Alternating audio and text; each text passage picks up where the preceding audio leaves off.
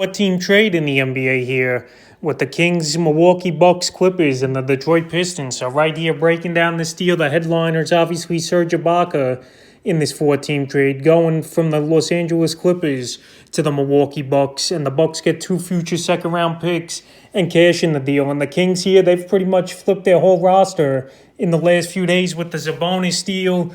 And they get Dante D Vincenzo, Trey Lyles, and Josh Jackson. A good package here for the Kings.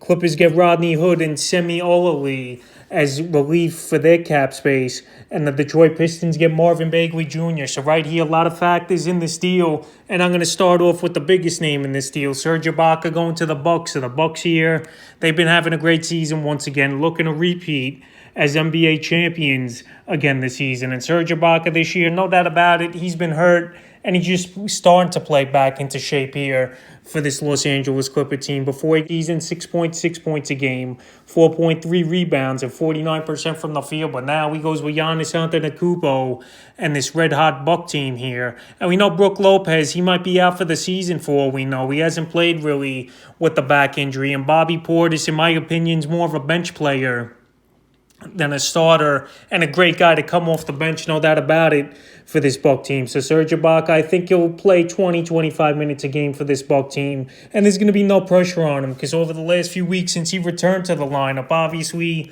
no Kawhi Leonard or Paul George in the lineup for the Clippers. But now to play with Antetokounmpo, obviously Chris Middleton and Justin Holiday, he'll be a 4th or 5th option easily on this team here. And he's going to put up stats. So right now I think it's a great landing spot for Ibaka. And obviously a win-now move for the Bucks here, trying to take the next step and win the title once again. Now to the Kings side of things. Dante Di Vincenzo, a decent role player. He's been with the Milwaukee Bucks, but this year his numbers definitely went down from last. 7.2 points a game, 3.5 rebounds, 1.7 assists, 1.2 threes a game, and 33% from the field. So right here, the Kings, like I mentioned, they made a big deal getting Sabonis, and they've really flipped this roster, but they also got Justin Holiday and Jeremy Lamb as well in this deal. So a lot of guards on this team and a lot of guys that are going to be fighting for playing time unless another trade goes down soon or a buyout before the end of the day here. But DiVincenzo, in my opinion, it's a good get for the Kings. But he's not going to have much fantasy value with all these players. Fox, Lamb, Davion Mitchell, Justin Holiday, and now DiVincenzo in the mix. So like I mentioned, a trade or something else has to happen. In terms of Trey Lyles here, Trey Lyles, he's having a good season with the Pistons before he got traded. 10.4 points a game, 4.8 rebounds, 1.1 assists, and 45% from the field. But right now he's going to take a hit as well here with this trade. I know Bagley went to the Pistons in this deal, but they still got Sabonis over there. You still got Raquan Holmes, and he's going to be a backup at best. So right now, it's a bad landing spot for Lyles in terms of fantasy basketball. And if he stayed with the Pistons, obviously I would have been more comfortable recommending him for fantasy owners. And then the final piece going to the Kings here, Josh Jackson, another wing guy here that plays the same positions pretty much as Davion Mitchell, Justin Holiday, Jeremy Lamb, and obviously in this deal, DiVincenzo. Right here, Josh Jackson, he's another good wing guy that could score the basketball.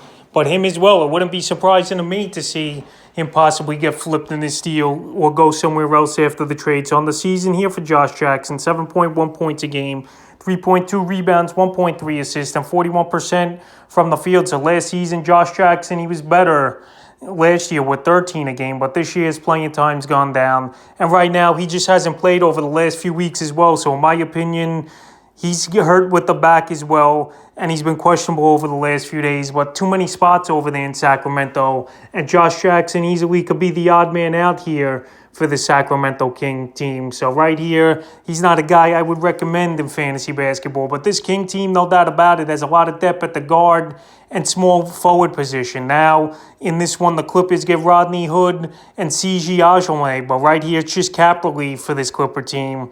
And we know Rodney Hood, he's out anyway with the Achilles injury. And even if he does play, he hasn't done much this season. He's more of a veteran and a role leadership type of guy is Hood. On the season, only 3.3 points a game, 1.7 rebounds, for Rodney Hood and 35% from the field only. So right here, he's not going to have much fantasy value. And Semi Ojeleye, he hasn't done much as well. And now to Marvin Bakery, who was a top lottery pick a few seasons ago for the Kings. But now the Kings obviously get rid of him and ship him to Detroit. And right now, he should be able to play more minutes. And his fantasy value definitely should go up, in my opinion, is Marvin Bakery. I know he's banged up with an ankle injury, but once he comes back from the sprained ankle, which should only be a few more days here, he should be a player that has good fantasy value and should definitely get a bump up on the season. He's been struggling as well, 9.3 points a game, 7.2 rebounds, and 46% from the field after last season. He averaged 14 and 7 with 50% from the field. So right here, it's a good landing spot in him for Detroit.